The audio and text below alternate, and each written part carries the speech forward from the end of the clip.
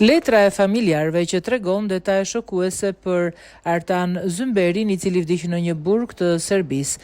Një letër e dhimbshme shkruar për Artan Zymberin, 28 vjeçarin me nënshtetësi norvegjeze, i cili vdiq në një burg të Serbisë, e shkruar nga motra e tij Dardanja, tregon ngjarjen se si i ndjeri fillimisht u pat ndaluar në kufirin e shtetit të lartë përmendur në 27 prill të vitit 2021. Pas kësaj letre të familjarëve të ndjerëve, të cilën e kanë siguruar nga media, thuhet se Artani e nisi udhëtimin duke vozitur nëpër Shqipëri, por kur ngjyra e makinës ishte e gabuar me atë që kishte në regjistrimin e automjetit të tij, ai nuk u lejua të kalonte atje, prandaj u detyrua të kalonte përmes Serbisë. Mëtej në letër thuhet se Artani kishte me vete medikamente të cilat gjithmonë sipas motrës së tij ishin të lishme në Kosovë dhe Norvegji, por të palishme në Serbi, dhe kjo u bë shkak që 28 vjeçari u ndalua atje. Ai u dënua me 3 vjet e 8 muaj burgim, thuhet në letër. Sërish sipas letrës së familjarëve të ndjerit, Zymberi u keq trajtua jashtëzakonisht në burg. Ata e kanë keq trajtuar dhe ngacmuar djalin ditë e natë që kur ishte mbyllur në një burg serb. Ai është dërguar vajti ardhi nga burgu në burgun e spitalit sepse u bë shumë i paqëndrueshëm mendërisht dhe gjithashtu kishte dhimbje në zemër. Vllai im u diagnostikua me ADD dhe kishte një problem në zemër, diçka për të cilën avokatja e tij norvegjeze, Ingrid Lauvas, ishte në dieni, thuhet mëtej. Po ashtu, sipas motrës Artan Zymberit, 8 muaj pasi nëna e të ndjerit ka marrë avokatët, e kanë përfunduar lëndën në Norvegji, por shteti norvegjez nuk ju përgjigj atyre në Serbi. Ja dhe letra. Artan Zymberi ka lindur në 30 prill 1994 në Haugesund. Ai ishte nga më të mirët, e donte jetën, i donte fëmijët dhe familjen. Ai ishte gjithmonë i lumtur dhe i sjellshëm.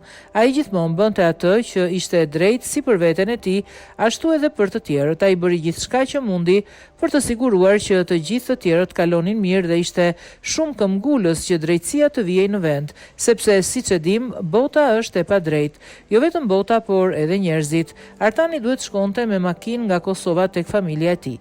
Ai e nisi udhëtimin duke vozitur nëpër Shqipëri, po kur ngjyra e makinës ishte e gabuar me atë që kishte në regjistrimin e automjetit të tij, ai nuk u lejua të kalonte atje, kështu që zgjidhja ishte të kalonte përmes Serbisë. Ai kishte kaluar atje 1 ose 2 herë më parë dhe kishte shkuar mirë. Artan Zymberi u ndaluan kufirin me Serbinë në 27 prill 2021. Ai kishte me vete tableta që ishin të palishme në Serbi, por ishin të lishme në Kosovë dhe në Norvegji, kur i kishte me recet. Kur e ndaluan, e pyetën nëse kishte ndonjë gjë me vete apo ndonjë gjë në makinë. Ai u përgjigj po dhe nxori tabletat që kishte në çantë dhe u tregoi. Ai u dënua me 3 vjet e 8 muaj. Nuk ishte sikur ai fshinte apo se ishin fshehur në makinë. Nëna dhe babai me vizituan gjithsej 6 herë. Babai tim ju desh të kthehej 2 herë sepse nuk u lejua ta viziton. Kur babai im ishte një herë atje dhe vizitoi Artanin, 7 oficer u afruan dhe pyetën baban tim se çfarë ishte Artani për shkak të tatuazheve që kishte. Ata e panë specien si një terrorist. Ai ishte një shqiptar i Kosovës, i burgosur në burgjet serbe. Kur prindrit e mi e vizituan, ai nuk fliste. Ai përdorte vetëm gjuhën e shenjave sepse kishte qenë kaq i friksuar prej tyre sa që i kishin shkaktuar dëme fizike dhe psikologjike deri në atë pikë sa nuk fliste, nuk hëngri, nuk piu, asgjë. As u rregullua. Artani ka qenë më parë në burg në Norvegji për çështje të vogla si ngarje të palishme për leshje të tjerë dhe ka dalë çdo herë në të njëjtën gjendje. Në mos më mirë, të dyja të shëndosha, të rregulluara dhe me të buzëqeshura. Kësaj radhe nuk doli, por në arkivol. Ai u kërkoi prindërve të mi që të mos vinin për vizitë dhe kjo ishte për t'i mbrojtur ata. Artani kishte shumë tatuazhe në trup, duke përfshirë një flamur të Kosovës e të tjerë. Ata e kanë keq trajtuar dhe ngacmuar djalin ditë e natë, që kur ishte i mbyllur në një burg serb. Ai është dërguar vajtardhi nga burgu në burgun e spitalit sepse u bë shumë i paqëndrueshëm mendërisht dhe gjithashtu kishte dhimbje në zemër. Vllai im u diagnostikua me ADD dhe kishte një problem në zemër, diçka për cilën avokatja e tij norvegjeze, Ingrid Lauvas, ishte në dieni. Kur vllai im u dërgua në burg, ne patëm kontakt me Stefan Almehagen Sandstad nga ambasada norvegjeze në Beograd. Fillimisht ai tha se pas 30 ditësh Artan Zymberi do të transferohej në Norvegji. Më pas, na thanë se Artani duhet të priste derisa të përfundonte gjyqi. Më pas, ata thanë se duhet priste miratimin nga Pala Serbe për të transferuar. Pasi mori miratimin au desh të pristim derisa shërbimi korrektues norvegjez të miratonte transferimin e dënimit të Artan Zymberit në Norvegji. Kjo zgjati shumë. Ka që desh që të vritej aty i dashuri ynë Artani. Në 27 nëntor, një prift erdhi në shtëpinë e prindërve të mi dhe na tha se Artan Zymberi kishte ndruar jetë. Ai nuk kishte marrë asnjë informacion as për kohën e vdekjes dhe as për mënyrën se si vdiq. Na kanë thënë për 3 data të ndryshme të vdekjes së vllait tim dhe kohë të ndryshme.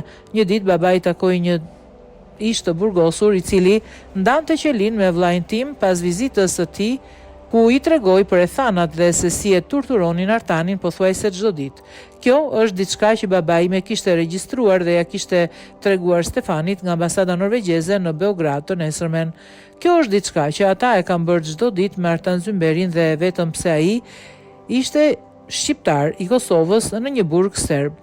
Stefan Almehagen Sandstad tregoi se Artanin e keq trajtua në burg. Këto i tha Artani e treguan dhe e pan me sytë e tyre që nuk po shkonte mirë, ai bëi gjithmonë edhe më i holl me çdo vizitë dhe mezi fliste me ta. Ai ishte gjithashtu i parregullt dhe nuk dinte as gjuhën serbe.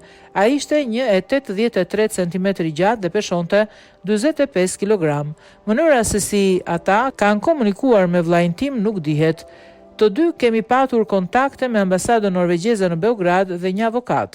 Ata na kanë dhënë shumë shpresa të rreme se ne mund ta kthejmë djalin tonë në Norvegji në një burg norvegjez. Pas vdekjes së tij, edhe ata ende nuk na ndihmuan të transportonim trupin e tij në Norvegji. Një ditë pas vdekjes morëm informacionin se Artan Zymberi mund të ishte përfshirë në një zjarr në burg. E kemi denoncuar në polici në 28 nëntor.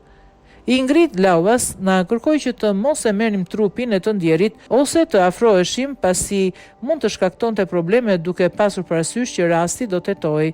Arritëm në Kosovë në 29 nëntor dhe për rastin Artan Zymberit, mediumi norvegjez TV2, i cili konsiderohet një prej televizioneve më të mëdha komerciale në vend, i ka kushtuar një shkrim të gjatë shqiptarit nga Kosova me nënshtetësi norvegjeze i cili vdiq në burgun e Mitrovicës të Sremit në Serbi në 26 nëntor të vitit 2022.